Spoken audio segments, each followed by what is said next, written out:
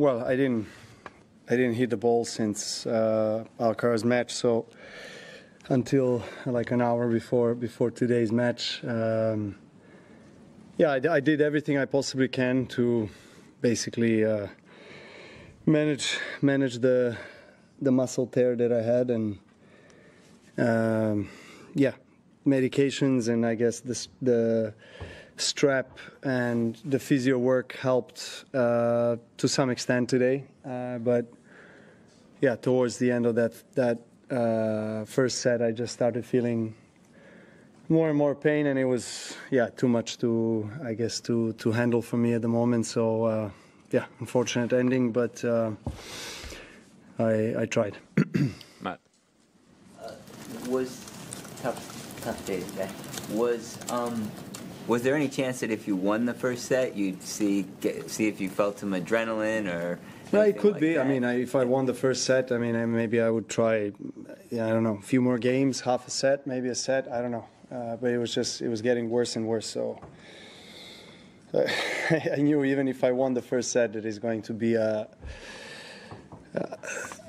huge uphill battle for me. You know, to stay physically fit enough to stay with him in the rallies. You know, for another, God knows what, 2, 3, 4 hours. You know, I don't think I had that, unfortunately, today in the tank.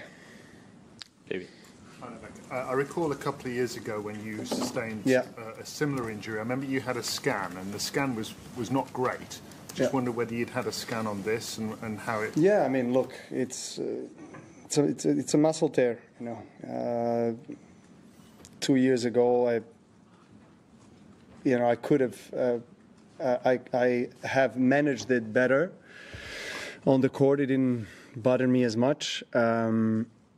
This time that wasn't the case. So, you know, in this kind of instances, you just, I guess, you have to try to do as much as you possibly can in the shortest amount of time, and that was the case. Yeah, I had an extra day, so 2 days no match. So I thought, you know, it's going to be good enough, maybe. But yeah, that wasn't the case, unfortunately. Ellen. Novak, I realise you've only just come on court and you won't have talked about this yet, but what's your feeling? Can you just go slower, please? Sorry. Yeah. What's your feeling about the arrangement with Andy? Would you like it to continue? Do you think it will continue? I don't know. You know, we both were disappointed with what just happened, so we didn't talk about that, about the future steps. You know, we're so fresh off the court, so I'll definitely have a chat with Andy and thank him for being here with me and see, you know, give him my feedback, which is of course positive, and see how he feels, and we make the next step. You know, we're just still, you know, hot-headed and disappointed, so it's kind of hard to kind of switch the page and start talking about what the next steps are. You know, I think we both need to cool off a little bit, and then we'll have a chat. Novak, notwithstanding your disappointment now, are you satisfied with your tournament given your win over Alcaraz in general? I actually thought I played really well as I played the last 12 months, to be honest. And I liked my chances if I was physically fit and ready to battle. I liked my chances today, and, you know, who knows? Of course, it was never going to be an easy battle or an easy match for me. I mean, neither it was for Sasha, even if I was not injured. But as I said, you know, I think I was striking the ball very well, and a lot of positives to take in terms of how I played. Semifinals is a very good result considering, you know, the circumstances, but, you know, it's not satisfying to me, you know, for my standards. I always, you know, look for the highest goal, you know, to reach the finals and fight for a trophy. So I wish Sasha all the best. You know, he deserves his first slam. You know, I'll be cheering for him. Hopefully he can get it here. 3 more. Novak, you've been such a great champion here in Melbourne. You had your family here this year. Is there a chance that this might be your last Australian Open? I don't know. There is a chance. Who knows? I'll just have to see, how the season goes, and I want to keep going, but whether I'm going to have a revised schedule or not for the next year, I'm not sure. I normally like to come to Australia and play, and I've had the biggest success in my career here. So if I'm fit, healthy, motivated, I don't see a reason why I wouldn't come. But there's always a chance. Yeah. Last two, Neil and Charlie. I could just ask how long you think you might be out with this, and can I just also ask you to talk about your physical, pain? Can you sum up emotionally how you feel? This is you're playing so well at your most successful Grand Slam, and you've had that taken away from you now. Yeah, I mean, look, it's not the first time that I kind of encountered this kind of circumstances. It is what it is. Injury is the biggest enemy of a professional athlete, and in the past I managed certain injuries, like the one you mentioned a few years ago, that to some extent even helped me even play better and win the tournament. But yeah, it wasn't to be this time, and that's okay.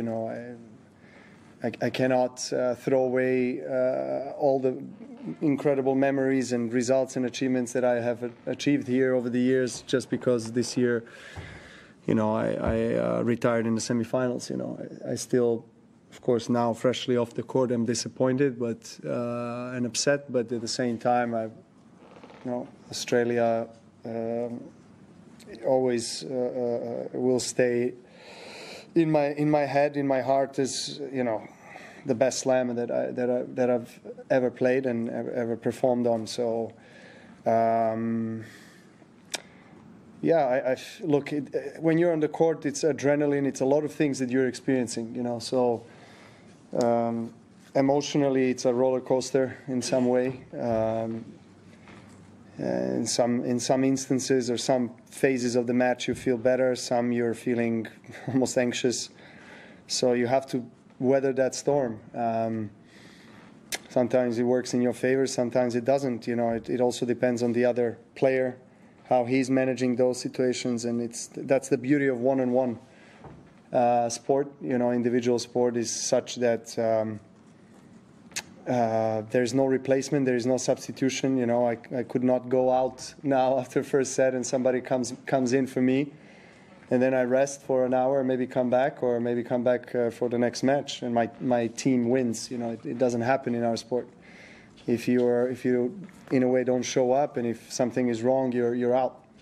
So, but that's the sport we're part of. I love it. I think it has given me the opportunity to be here. So there's a lot to be grateful for and really proud of. That's I know that, like you say, we've become so used to putting off these miraculous physical recoveries. How much of a worry is it that at the French in here? Sorry, I didn't answer your question. You asked me how long. Yeah, sorry, I will answer. Yeah, I don't know, to be honest. I have to examine more this injury. When I go back home now to Europe, I will get together with the medical team and my physios and try to understand what we can do in the quickest way to recover and get back on track. I still have a Doha tournament in a few weeks' time that is scheduled. Whether I'm going to play it or not, it really does depend on how quickly I recover. But I had success with the quick recoveries in the past. Let's see. It just depends on the muscle and how it responds to the treatment.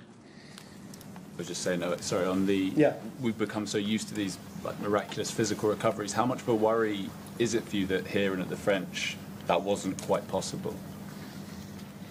I mean, how much of a worry is it? I don't know. It's not like I'm worrying, approaching every Grand Slam now, whether I'm going to get injured or not. But statistics are against me in a way in the last couple of years.